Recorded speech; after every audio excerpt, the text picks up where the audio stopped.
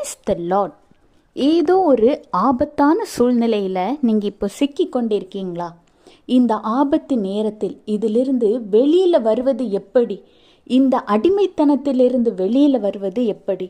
அல்லது ஏதோ ஒரு மாட்டி போன சூழ்நிலையில் ஒரு இக்கட்டான நிலைமையில சிக்கிவிட்டு இதிலிருந்து வெளியில் வருவது எப்படின்னு எனக்கு தெரியலை, நான் யார்கிட்ட போய் சொல்ல முடியும், யார்கிட்ட சொன்னாலும் என்னதான் தப்பாக நினைப்பாங்க, இல்லை இந்த உலகமே என்னதான் குறை சொல்லும், இதிலிருந்து எப்படி வெளியில் வரேன்னு எனக்கு தெரியலையேன்னு ரொம்ப கவலைப்பட்டுக்கிட்டு இருக்கிற பிள்ளைகளா நீங்கள்? ஆண்டவராக இயேசு கிறிஸ்து இன்றைய நாளில் இந்த நேரத்தில் உங்களை பார்த்துதான் சொல்கிறார்.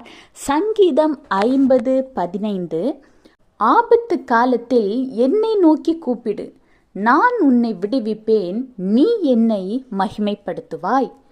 அதாவது இந்த சூழ்நிலையில் நீங்கள் நோக்கி கூப்பிட வேண்டியது ஆண்டவராகிய இயேசு கிறிஸ்துவை மட்டும்தான். மனிதர்கள் என்ன சொல்லுவாங்க, மற்றவங்க என்ன சொல்லுவாங்க அப்படின்னு நினைக்கிறதற்கு முன்னாடி அவர்கள் உங்களை தப்பாக நினைக்கிற சூழ்நிலை வராமல் உங்களை நீங்கள் பாதுகாத்து கொள்ள வேண்டுமென்றால் இந்த சூழ்நிலையிலிருந்து நீங்கள் வெளியே வர வேண்டும். அந்த விடுதலையை ஆண்டவராகிய இயேசு கிறிஸ்துவினால் மட்டுமே உங்களுக்கு தர முடியும். எனவே இப்பொழுது இருக்கிற இந்த ஆபத்தான நேரத்தில் நீங்கள் ஆண்டவராகிய இயேசு கிறிஸ்துவை நோக்கி கூப்பிடுங்க.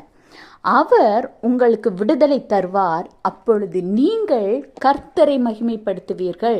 மனிதனால் கூடாத காரியம், ஆனால் என் தேவனால் நடந்தது.